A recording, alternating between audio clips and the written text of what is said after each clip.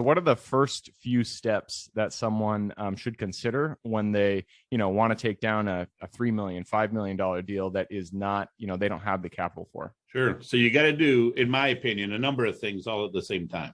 The first is you want to actually make sure you know what you're doing, because you're going to look an investor in the eye and you want to be genuine, right? You want to know what you're doing. You want to understand the business that you're asking them to invest in so that you can be successful. That's probably the first thing. In addition to that, you need to line up a team that is going to help you. For example, a securities attorney. I mean, they're extremely important. There are rules about how you do this, what sort of exemptions are available, what rules you have to follow, because the SEC sets all these rules. And the last thing I want is the SEC, knocking on my door because I didn't do something right. So you need to get your hands around what kind of an offering you want to do and what are the rules and so on and so forth. So you can do a lot of that research on the internet, but you do definitely need a securities attorney. And after that, it's the whole networking thing, right? It depends on what type of offering you're going to do, whether it's going to be a 506B or a 506C, meaning it's only accredited investors or you'll let other people in. It's going to dictate how you market or not market your offering. Is it going to just be friends and family? That's kind of how I started out, friends and family. And then we kind of grew out from there after we had established a track record. Then, your natural circle of influence starts to grow because people see that you're successful. Then they come to you, hey, I'd like to do that too. And then you let a few more people in, and they tell a few more people. And then at some point, like we are now, we switched from the syndication model to the blind pool fund model. And that's a completely different model where so in syndication means you go find the deal, you lock it down, negotiate it, and then you go raise the money to get the deal done. In the blind pool fund model, it's the opposite. So you go out and raise the money first, and investors invest in the concept that you're going to buy this type of asset in this type of area, and this is the kind of returns you're going to go for. And then they make commitments to the fund, and then you go and do what you told them you were going to do, and then call that capital as you find the deals to fill the fund. So we just finished a $13 million raise. We're about to start on a $50 million raise on our next fund after we finish deploying this one.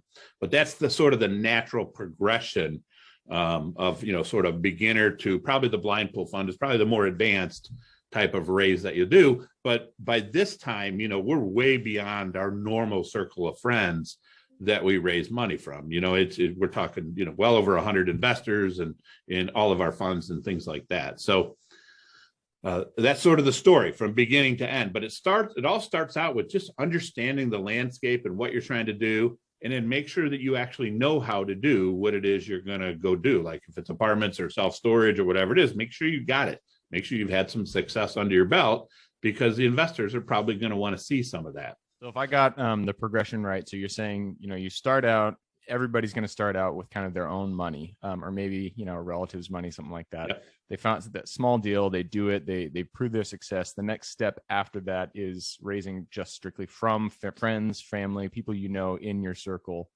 And then you go on to syndications, that's the 506B, correct? Well, syndications can be B or C. Okay. What matters is what types of investors you have. So a 506C allows you to market, so I can market to anybody I want to, but I can only let accredited investors in. 506B says, time out. You are not allowed to market to the open public. You can only show your deal to people that you've already established a relationship with. And there's some other rules, right? I don't want to get into the nitty gritty of the rules, but it doesn't matter whether it's a syndication or a fund, you still are potentially fit into one of those two exemptions. And remember, the scenario that you're laying out is just one way to do it. There are lots of different ways to get into this. A lot of people will start off as passive investors with guys like us, kind of see what we're doing, kind of understand it, do some training on the side. And then when they feel like they're good enough, then they'll go out and start doing it on their own. So there's a lot of different ways to do it, but most people do it the way you just described. Makes sense. And then so after syndication, the blind pool fund model, that makes a lot more sense. And I feel like from an operating standpoint, it would be a lot easier. Question that came into my mind is, So you said you did a $13 million raise. Does that $13 million, is that dedicated just to one deal, or is it just a blanket 13 that you can apply to however many deals that you're able to acquire with it? The fund size is geared to get 2 or 3 deals in the fund. And so one thing I do want to say is a lot of people never go to the blind pool fund business model. They stick with syndications. They're very good at it. They like it.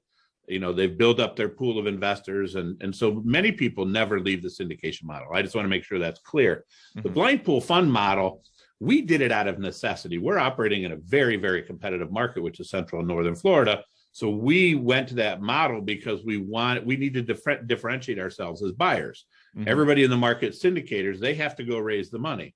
Well, Mr. Seller, Mr. Broker, I've already raised the money. We use that model as a way to differentiate ourselves, and it's proven very effective to help us get deals. Right? You're not going to steal anything in Florida, especially now, but it at least gives you a leg up on any other buyer that's bidding on that same property. That makes complete sense. So, I mean, going to a seller and you're saying, hey, I still have to raise the money for this, or I already have the money. We're ready to go. Obviously, they're going to choose the person who's ready to go. So makes a lot of sense. Most of the time. Yep. Cool. Well, thank you for taking us through that. What's next for you guys? What's the next big big step for you? Yeah, the next step is to just continue to, expand our investor base, continue to expand our operations slowly. I'm a pretty conservative person, so I want to have very deliberate, controlled growth because, companies that fail, many of them fail because they just focused on growth, and they didn't build out the foundation below that to support it. So we vertically integrate, meaning we manage our own stuff. That's important to me, cool. That we have that framework and that whole foundation in place. So the next logical step for us is just a larger fund, a $50 million fund that will go after larger deals. And that's kind of typical of the life cycle of somebody that does what we do.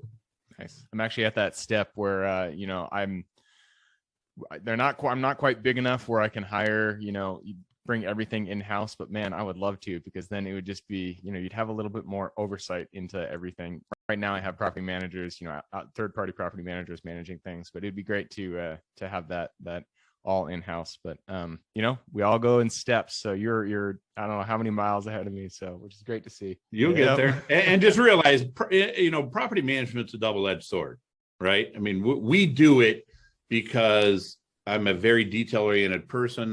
We've been doing this for 23, 24 years, and we've made a lot of the mistakes that we don't want to wait for a third-party manager to learn again, right? We've already done it. Yep. And I believe a good part of the success of our funds and our investments is on the execution of our business plan. So it puts me in really tight control of all of that stuff, and that's important to me. But again, there's nothing wrong with using third-party managers. Just manage them. That's all. And, make sure they're performing and you'll be fine with them. Yep. If you like the content that we've shared here, please be sure to subscribe to our channel and hit the bell. So thank you again and have a wonderful day.